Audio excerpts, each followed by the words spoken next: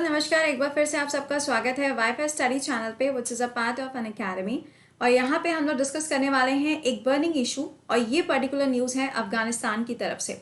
तो हम लोग यहाँ पे शुरुआत करेंगे इस सेशन की, लेकिन उससे पहले सबसे पहला काम जो होता है, सेशन के लिंक को एक बार से अपने फ्रेंड्स के साथ में शेयर कर दीजिएगा and do like the session. तो चलिए यहाँ पे ज़रा शुरुआत करते हैं कि एक्चुअली में Pakistan, Afghanistan, China and Russia, इन चारों के बीच में इंडिया का क्या रोल होगा अफगानिस्तान के अंदर, इन सब चीज़ों के बारे में हम लोग डिस्कशन करेंगे इस पर्टिकुलर सेशन में। Very good evening to all. बड़े दिनों बाद में गुड इवनिंग कहने का लाइव सेशन में मौका मिला है, क्योंकि बड़े टाइम से शाम को लाइव क्लास नहीं हो रही थी, क्यों, है ना। चलिए, अच्छा, वेरी गुड इवनिंग कौश, अरे भाई अभी बात करेंगे, ठीक है। Kumar, Anurag, very good evening to all guys. एक बार से सेशन के लिंक को प्लीज शेयर जरूर से कर दीजिएगा। तो देखो यहाँ पे हुआ क्या है, पहले जरा हम उस सिनेरियो को समझते हैं। यहाँ पे आप लोगों के पहले ही सवाल आ चुके हैं कि मैम क्या रशिया जो है वो अफगानिस्तान के अंदर एंट्री ले चुका है। दूसरा सवाल यहाँ पे ये आया कि क्या मैम पाकिस्तान और चाइना जो है क्या उनकी एंट्री होगी अफगानिस्तान के अंदर। तो ये सारी चीजें हम आपको बताएंगे। यहाँ पर जरा ध्यान से सुनिएगा इस पूरे सिनारियो को। हुआ क्या है, दानिश सिद्दीकी ये एक इंडियन जर्नलिस्ट थे, लेकिन ये इंडिया के लिए काम नहीं करते थे, करते कि इंटरनेशनल न्यूज़पेपर के लिए काम करते थे। लेकिन हुआ क्या, इनकी अफगानिस्तान के अंदर हत्या कर दी गई, वहां पे इनको मार दिया गया। तो अब यहाँ पे पूरा सीन क्या है, किसने इनकी हत्या करी है, तालिबान का क्या रोल है, इन सब चीजों के बारे में आपके साथ में डिस्कशन किया जाएगा। Very good evening guys. Himanshu, Gulshan, Vikas, Kumar, Subrat, Rajan, Shinchan, Himanshu, very good evening to all. लेकिन इन सब चीज़ों के साथ में डेली करंट अफेयर्स आपको यहाँ पे मिलता है किस जगह पे, वाईफाई स्टडी स्टूडियोज चैनल पे, जो आपके हर एक एग्जाम के लिए इंपॉर्टेंट है। डेली सुबह 7 बजे मिस मत किया करिए, क्योंकि वहाँ पे न्यूज़ एनालिसिस रहती है, साथ में आपका जीके एंड फैक्ट का सेशन भी कवर किया जाता है। तो अब जरा समझते हैं कि हुआ क्या। देखिए, दानिश सिद्दीकी बहुत ही ज़्यादा फेमस नाम है। क्या आप मुझे कमेंट बॉक्स के अंदर आंसर करके बता सकते हो कि इनको कौन से इंटरनेशनल अवार्ड से भी सम्मानित किया जा चुका है? उस अवार्ड का नाम मुझे जानना है। कमेंट बॉक्स में आंसर करके बताओ। वर्षा, रोहित, अंजलि, पटाख से आंसर करके बताओ कि यहाँ पर अगर मैं आपसे कहूँ कि इनको कोई अवार्ड मिला है कि नहीं मिला, आप बताइए। देखिए, सबसे पहला जो यहाँ पे पूरी कहानी की शुरुआत होती है, ये पूरी कहानी कहाँ से स्टार्ट होती है, मैंने आपको बताया था कि जो अफगानिस्तान है, वैसे तो वहाँ पे अगर आप देखें तो वहाँ पे सरकार है, लेकिन वहाँ पे तालिबान ग्रुप जो है वो काफ़ी ज़्यादा एक्टिव है। तालिबान ग्रुप ये वही ग्रुप है जिसको काफ़ी टाइम से कंट्रोल किया जा रहा था यूएस की आर्मी के द्वारा। लेकिन अब क्या हुआ है, यूएस की जो आर्मी है उन्होंने अफगानिस्तान को खाली करना शुरू कर दिया था, और अब वहाँ पे यूएस का कोई भी सोल्जर नहीं है। तो हुआ क्या, इनके साथ में हो क्या गया अचानक से। तो जहाँ पर अगर आप देखें तो दानिश जो है ये रिपोर्टिंग कर रहे थे, कौन सी वाली, यहाँ पे न्यूज़पेपर के साथ में काम करते हैं। तो आपने सुना होगा एक काफ़ी ज़्यादा फेमस न्यूज़पेपर है जिसका नाम क्या है, रॉयटर्स। इसके साथ में ये काम करते थे। इंटरनेशनल लेवल पर बहुत ही अच्छे जाने माने एक ये जर्नलिस्ट थे, फोटोग्राफर जर्नलिस्ट थे, जिनको पुलकित्जर अवार्ड से भी सम्मानित किया जा चुका था। बिल्कुल सही, जिनको पुलकित्जर अवार्ड से सम्मानित किया जा चुका था। अब हुआ क्या, इनको अफगानिस्तान के अंदर भेजा गया, और अफगानिस्तान के अंदर ये पूरी रिपोर्ट कवर कर रहे थे किसकी, तालिबान की। तालिबान की रिपोर्ट को कवर करते करते 13 तारीख को, अभी 13 जुलाई की अगर हम बात करें, तो जब ये इस रिपोर्ट को कवर कर रहे थे कि तालिबान जो है वो कहाँ कहाँ पे अटैक कर रहा है, तालिबान कौन से एरियाज को कैप्चर कर रहा है अफगानिस्तान के अंदर, तो इन सारी चीज़ों के लिए जब 13 तारीख को ये सारी चीज़ों को अपने कैमरे में कैद कर रहे थे, उस टाइम पर इनकी गाड़ी के ऊपर अटैक भी हुआ था। लेकिन इन्होंने ट्वीट भी किया उस दिन, इन्होंने साफ शब्दों में लिखा कि मैं बाल बाल बच गया था। तो उस दिन तो ये बच गए थे, लेकिन आज यहाँ पे जो घटना हुई है उसमें इनकी डेथ हो चुकी है, और ये डेथ जो हुई है ये तालिबान की वजह से हुई है। क्यों तालिबान की वजह से हुई है, देखिए, तालिबान एक ऐसा ग्रुप है जो कि धीरे धीरे करके बहुत ज़्यादा एक्टिव होता चला जा रहा है दोबारा से, और तालिबान ने अफगानिस्तान के मैक्सिमम एरियाज को कैप्चर करना शुरू कर दिया है। इवन कंडीशन यहाँ तक पहुँच चुकी है कि अफगानिस्तान के अंदर जो लोग रहते हैं, जैसे कि बहुत सारे गांव वगैरह जो वहाँ पे बने हुए हैं, लोगों ने अपना घर, आप ऐसे समझ लो कोई एक जगह है जहाँ पे तालिबानियों का बहुत ज़्यादा अटैक हो रहा है, तो लोग क्या करेंगे, उस जगह को छोड़ना शुरू कर देंगे। तो लोगों ने अपना घर जो है वो भी छोड़ना शुरू कर दिया, और इसी का फ़ायदा उठाते हुए तालिबानियों ने उस जगह को कैप्चर करना शुरू कर दिया, और उन जगह पे अपनी अलग अलग सेंटर बना लिए। मतलब आप समझ रहे हो कि जो घरों की जगह थी, अब उसकी जगह पर आपको क्या मिल रहा है, तालिबान के सेंटर्स देखने को मिल रहा है। तो यार ये तो बहुत ही ज़्यादा खतरनाक बात हो गई। जी हाँ, कुछ ऐसे ही हो रहा है। अब यहाँ पे जब ये सारी घटना हुई तो ये सारी की सारी घटना हुई कहाँ पे? वेरी गुड इवनिंग गाइस, अब जरा ध्यान से समझिएगा। ये पूरी घटना हुई है किस जगह पर? कांधार नाम की एक जगह है, आपने ये नाम सुना होगा। This is a province. यहाँ पर एक बॉर्डर एरिया है जो कि अफगानिस्तान और पाकिस्तान के बीच में है, जिसका नाम है स्पिन बोल्डक। ये जगह है जहां पे ये घटना अभी घटित हुई है थोड़ी देर पहले। ओके, अब आपके दिमाग में क्या आएगा? आपके दिमाग में आएगा कि यूएसए के जो सोल्जर्स हैं वो कहाँ चले गए, क्यों वापस चले गए? रशिया की एंट्री हुई कि नहीं हुई, या फिर कोई और कंट्री इसके अंदर एंट्री मारने वाली है? तो पहले जरा यहाँ पे दानिश जी के बारे में एक दो बातें और जान लीजिए। इन्होंने दिल्ली के अंदर, जो आपने सुना होगा ना, काफी फेमस एक नाम है यहाँ पे, जामिया कॉलेज का नाम आपने सुना होगा, वहां से इन्होंने अपनी पढ़ाई करी थी। इकोनॉमिक्स के फील्ड से ये थे और इन्होंने इस पर्टिकुलर न्यूज़पेपर के लिए काम करना शुरू किया था 2010 से। बहुत ही ज्यादा फेमस ये नाम था, मतलब दिस इज नॉट लाइक कि चलो ठीक है कोई होगा जर्नलिस्ट, ये वैसी वाली चीज नहीं थी। कांधार हाईजैक, बिल्कुल सही बात है, परीक्षित करेक्ट है। अब हुआ क्या यहाँ पर, उस पूरी कहानी को समझते हैं। 9/11 की जब घटना हुई थी, जब ये अटैक हुए थे यूएसए के अंदर, उसके बाद से तालिबान ग्रुप जो है ये कहाँ पर, अफगानिस्तान के अंदर, इस जगह पर यूएसए ने अपने फोर्सेस को भेज दिया था। यूएसए ने कहा था कि हम तालिबानियों को पूरी तरीके से खत्म कर देंगे, बिल्कुल जीरो पर लेके चले आएंगे, ऐसा यहाँ पे बोला गया था। लेकिन डोनाल्ड ट्रंप अंकल जब यहाँ पे राष्ट्रपति चुनाव में खड़े हुए थे, तो डोनाल्ड ट्रंप अंकल ने ये बोल दिया था कि अगर मैं चुनाव जीतूंगा, सारा खेल चुनाव का है, अगर मैं यहाँ पे चुनाव जीतूंगा तो जितने भी हमारे देश के सोल्जर्स हैं जो अलग अलग जगह पे काम कर रहे हैं, उन सबको हम अपनी कंट्री के अंदर वापस लेके आएंगे। ऐसा स्टेटमेंट इनके द्वारा दिया गया था।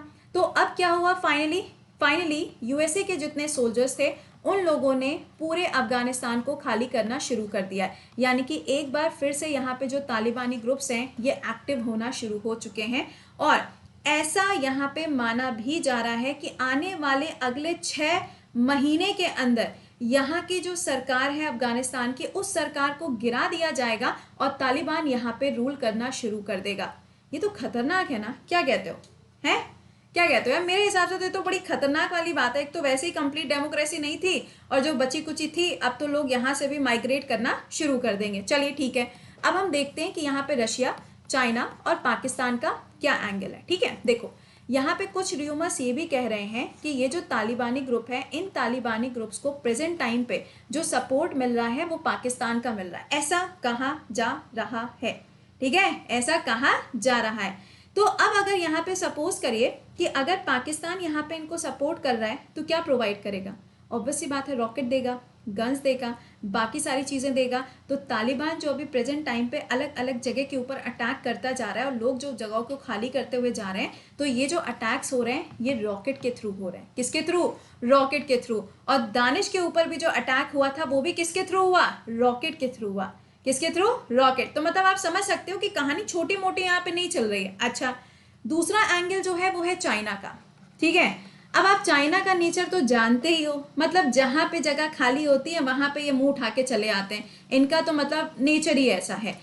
अब क्या हुआ, जब यूएसए ने यहाँ से अपने सोल्जर्स को वापस बुलाना शुरू कर दिया कि चलो भैया अब आप लोग अपने घर के अंदर आके काम करो, हमें क्या नहीं करना है, हमें इंटरनेशनल लेवल पर किसी भी कंट्री के अंदर अपने सोल्जर्स को डिप्लॉय नहीं करना है। आपको याद है ऐसा क्यों हुआ था? ऐसा इसलिए किया गया था क्योंकि अमेरिका का मैक्सिमम पैसा जो है वो उनकी आर्मी के ऊपर ही इन्वेस्ट होता था। अब किसी भी कंट्री के अंदर अगर आप अपनी आर्मी को भेजोगे तो उनके ऊपर पैसा भी तो लगाना पड़ेगा। तो इन्होंने पैसा सेव करने के बारे में सोचा और इन्होंने कहा भैया सब लोग अपने घर में वापस आ जाइए। चलिए ठीक है, अब चाइना क्या कर सकता है? क्या कर सकता है, ध्यान से सुनिएगा। चाइना जो है ये बहुत बड़ा सपोर्टर था तालिबान का। सुन के शौक लगा? कोई बात नहीं, होता है। तालिबान जो है ये बहुत बड़ा सपोर्टर था और चाइना भी इनका बहुत बड़ा सपोर्टर था। 1996 से लेके 2001 के बीच में अगर आप देखें तो चाइना काफी ज्यादा सपोर्ट करता था तालिबान को, और तालिबान को चाइना जो था वो वेपन्स भी प्रोवाइड किया करता था। तो अभी क्या हुआ, जगह खाली हो गई।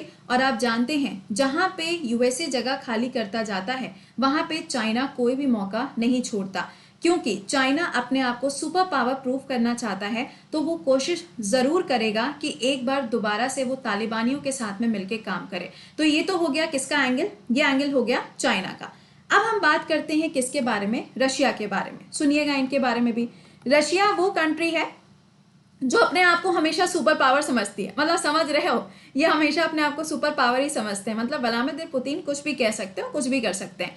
तो इन्होंने ये बोला था कि जिस दिन यूएस के जो सोल्जर्स थे, यहाँ पर आप इस वाली न्यूज को देख सकते हो, US withdraw from Afghanistan after 20 years of the war. ठीक है, 4 साल तो बहुत ही नॉर्मल सी बात हो गई, लेकिन यहाँ पे 20 सालों से अफगानिस्तान के अंदर यूएस के जो सोल्जर्स थे वो यहाँ पर थे। ठीक है, अब पॉइंट ये आता है जम्मू एंड कश्मीर में क्या प्रॉब्लम आ सकती है। अच्छा, इसके बारे में भी बता देते हैं। तो पॉइंट यहाँ पे फिलहाल तो हम लोग ये डिस्कस कर रहे थे कि रशिया का क्या है। देखो, रशिया जो है ना, रशिया पूरी कोशिश करेगा कि वो यूएसए की जगह पर आ सके।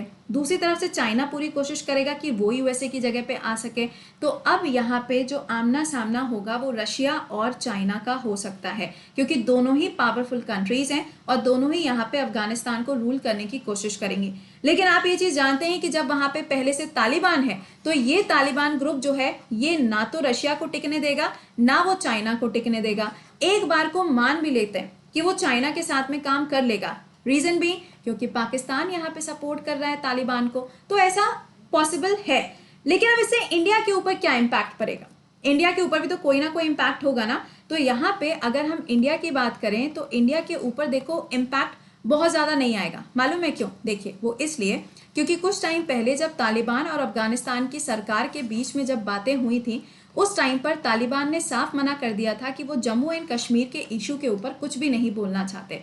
और इंडिया भी कभी इस टॉपिक को नहीं उठाता कि तालिबान के अगेंस्ट इंडिया कोई एक्शन लेगा, या फिर तालिबान जो टेररिस्ट ग्रुप कंसिडर किया जाता है कुछ कंट्रीज के अंदर, उनके अगेंस्ट कोई एक्शन लेगा। तो इंडिया वैसे इन सब चीजों में अभी तक नहीं इन्वॉल्व है। लेकिन हाँ, अगर बात जम्मू एंड कश्मीर की आती है, अगर बात इंडिया के बॉर्डर्स की आएगी, तो डेफिनेटली यहाँ पे एक्शन तो लिया जाएगा। बट अभी तक ऐसा कोई भी स्टेटमेंट कहीं से भी नहीं आया है कि इंडिया को इससे कोई भी इफेक्ट पड़ सकता है, क्योंकि दोनों जो यहाँ पे ग्रुप्स है ना, दोनों को एक दूसरे से लेना देना ही नहीं है।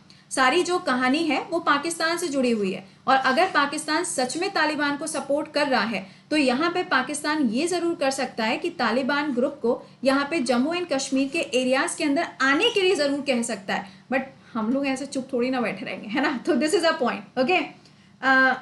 इंडिया अपनी आर्मी, अरे सुनो, इंडिया अपनी आर्मी तो तब भेजेगा ना जब वहां पे टिक पाएगी कोई आर्मी। इस बात को समझिए। इंडिया ने कब कहा था? जब रशिया ने बोला था कि हम इंडिया के साथ में अपने डिफेंस पावर को इंक्रीज करेंगे, तो उस टाइम रशिया ने बोला था कि हम अपने फोर्सेस को अफगानिस्तान में भेजेंगे। तभी इंडिया की तरफ से स्टेटमेंट आता है कि हाँ, आप आगे चलिए, हम आपके साथ में। लेकिन आप इस बात को समझिए कि जब दो सुपर पावर आपस में टकरा रही हैं, तो वहां पे तीसरा पर्सन क्यों जाएगा? सोचने वाली बात है, क्योंकि जो भी फोर्सेस यहाँ पे जाती है वो कभी सही सलामत लौट के वापस नहीं आती है। बात समझे? जो भी फोर्सेस यहाँ पे जाती है वो कभी भी सही सलामत वापस नहीं आती है। इसको ग्रेवयार्ड बोला जाता है अफगानिस्तान को, क्योंकि यहाँ पे तालिबानी ग्रुप्स किसी भी चीज को कुछ नहीं समझते। अगर उनको अटैक करना है तो दे विल अटैक। ठीक है, तो this is a complete news जो मैंने आपके साथ में शेयर करी है। अब देखने वाला यहाँ पर ये होगा कि रशिया की एंट्री होती है या चाइना की एंट्री होती है, और अगर रशिया की एंट्री होती है तो क्या इंडिया यहाँ पे सपोर्ट करने के लिए जाएगा कि नहीं जाएगा। 3 सवाल यहाँ से खड़े होते हैं, देखते हैं कि आगे क्या होता है। ठीक है, चलिए। अच्छा, हाँ, वो तो होती रहती है। तो दिस इज अ सिनेरियो जो मैंने आपके साथ में डिस्कस किया। आई होप कि आपको ये समझ में आ गया होगा। हाउ वाज द सेशन, एक बार से बताइएगा। और ये जो सेशन था ये आपका कभी कभी बर्निंग इशू ऐसे लाइव आपके होते रहेंगे। इसके अलावा डेली सुबह 7 बजे current affairs wifi study studios पे, और आपका ये है पेड बैच जिसके अंदर इकोनॉमिक्स स्टार्ट होने जा रही है। अगर आपने ज्वाइन नहीं किया तो आप इसको ज्वाइन कर सकते हैं। 21 जुलाई से नया बैच स्टार्ट होगा। वीडियो के डिस्क्रिप्शन में लिंक मेंशन है, कोड विल बी कृति10। आप इसको यूज करके 10% डिस्काउंट भी अवेल कर सकते हो। तो अब आपसे मुलाकात करेंगे कितने बजे? सुबह 7 बजे, ओनली ऑन वाईफाई स्टडी।